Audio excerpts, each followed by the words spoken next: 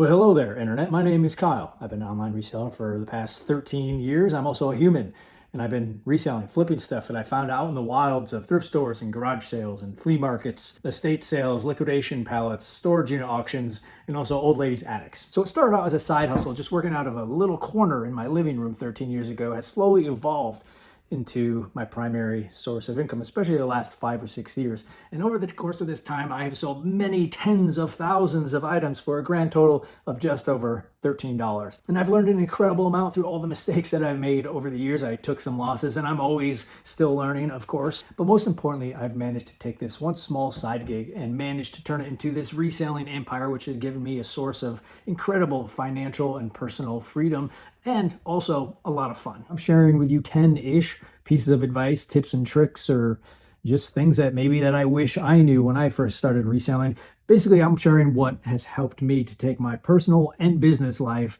into a flourishing, enchanted world of magic.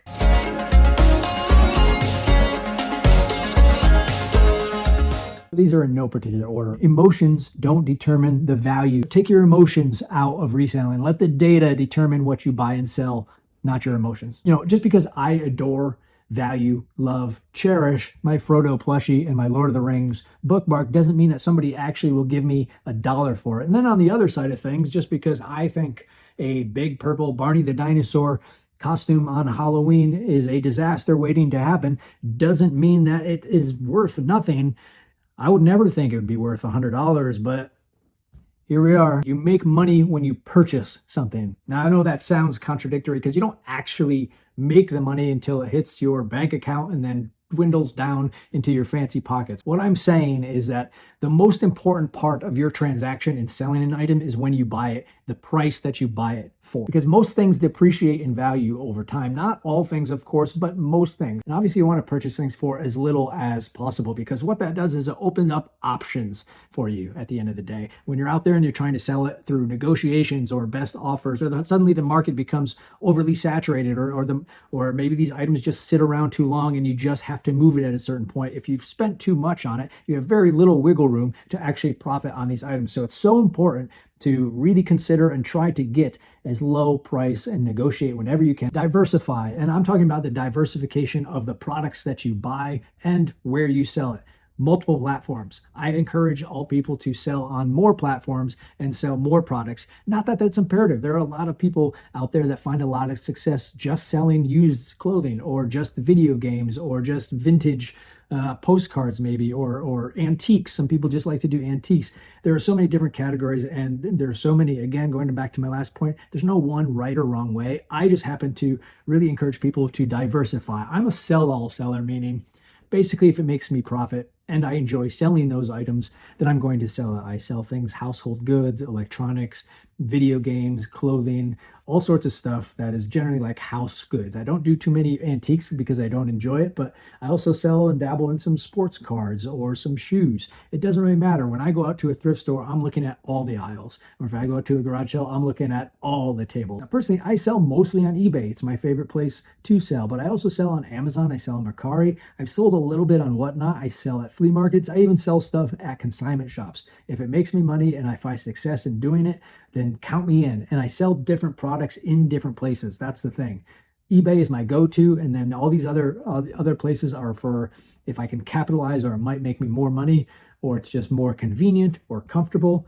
Whatever the case may be, I sell and diversify. There are pros and cons to selling on any given platform in any given way. However, they all offer unique opportunities to make profits and put cash into your fancy pockets. Know your strength. Now, that kind of may sound a little bit contradictory to what I just suggested you do in expanding your horizons, so to speak. However, it may feel overwhelming, especially when you're new, when you don't know anything about reselling or where to begin. The good news is you don't have to know everything. And we all have knowledge about things or something. And what I mean is maybe you grew up and you collected Matchbox cars or Hot Wheels, and you know about special editions or or collector items within that particular market that not other people know. Or maybe you're into Pokemon cards or Magic cards and you know special editions or fancy cards. Or maybe you're into antiques or vintage lamps or vintage postcards, or you know artists. We all grow up having interest in things, and that's where that knowledge comes from. Maybe we know stuff that other people don't, and that's a perfect place to start in your reselling business. All can't know everything about everything, except that tech and sports guy. He seems to know a lot about everything. Don't assume value. Always look it up. I did a ton of assuming, especially when I was new to this. I thought big brands such as like Nike, Mattel, Disney, Harry Potter stuff, all these things that can certainly have money. However, these are also the brands and the products that are usually the most saturated because they're so overproduced. When I first started, I was buying a lot of stuff on a hunch. I just see a Nike shirt and think, hey, this has got to be worth 15 or 20 bucks. And I'd pay $5 at the thrift store just to get home and find out that this Nike shirt was only selling for maybe 10 bucks. Meanwhile, I had missed a ton of stuff. Who knows how much over the years, just because I assumed it didn't have value. Things that like VCR DVD combos or expired ink cartridges or old Camel or Marlboro cigarette memorabilia or Sony Discman, Walkmans. Like the list could be endless of all the assumptions that I made of things that didn't have value. So the main point of this one is whenever you're out in the wild and you don't know a brand or you're unfamiliar with a product, take out your tiny little fingers and push those little buttons and look it up on eBay, and don't assume that it has or does not have value. Don't become attached to your inventory. This happens all the time. And you find a cool thing to Bob that costs you $5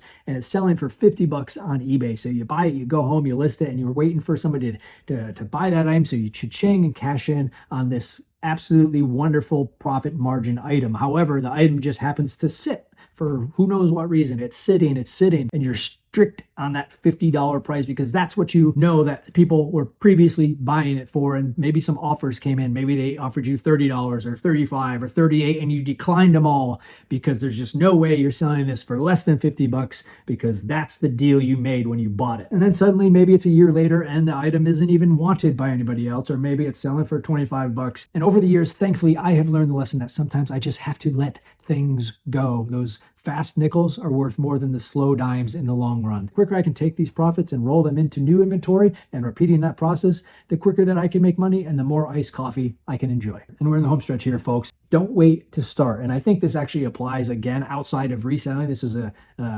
good lesson, I think, for all things in life, is just to get out there and start doing it. And whether you are a new reseller or you're an old reselling hag like me, just dive in. It's the number one way to learn something, firsthand experience. You can only read so much. You can only watch so many YouTube videos or watch people and learn from how much they say, but nothing replaces firsthand experience. Don't worry about all the things that you don't know, because there will always be things you don't know. There are a million things that haven't happened yet in my life, and especially in my reselling life. There are products that haven't been invented yet that at some point I'm going to have to learn about. And don't worry about all the things you don't have yet. I know it can be daunting seeing, especially if you watch a lot of YouTubers and you see they have all these large shelves of packing supplies or boxes and boxes of garages full of inventory. But at one point, all of us had nothing. We didn't know anything. And maybe that's where you are. There's no reason you can't do and be having all that. I started with dumpster diving for my shipping supplies. I'd go out behind strip malls or restaurants and get boxes and find bubble wrap, packing paper, and I'd go to the dollar store to buy little tape. And a lot of the first stuff that I sold online was stuff that I already had laying around the house. And you start with what you have and start with what you know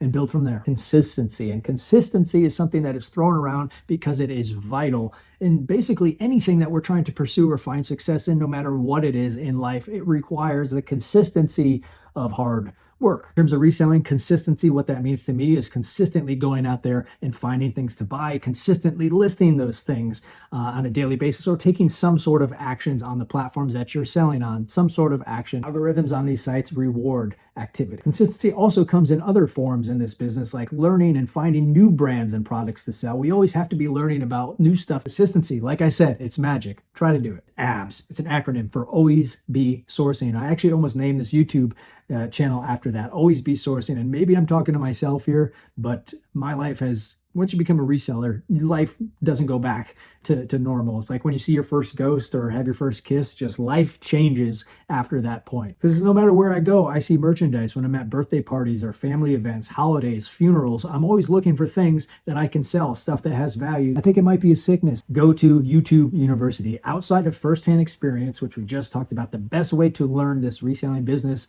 is to watch other resellers do it here for free on the freest of educations on the planet, right here on YouTube. And it has been imperative over the past 10 years of seeing other resellers, where they go to find stuff, what they buy, how they sell it, how they ship it, some of their business processes and business models. I'm here for it. And there's nothing better outside of you going out and doing it than seeing how others do it. And it's also very inspiring and encouraging because you can see that there's no one way to do this. There's not necessarily one right way. There are hundreds of right ways and so many different things that can lead to your success as a reseller. So get on YouTube, spend more time on here, put it on in the background while you're cooking your pancakes. YouTube University, one of the best things that you can do. Which brings us to number 11. It's kind of like a little bonus round because I'm having a good time.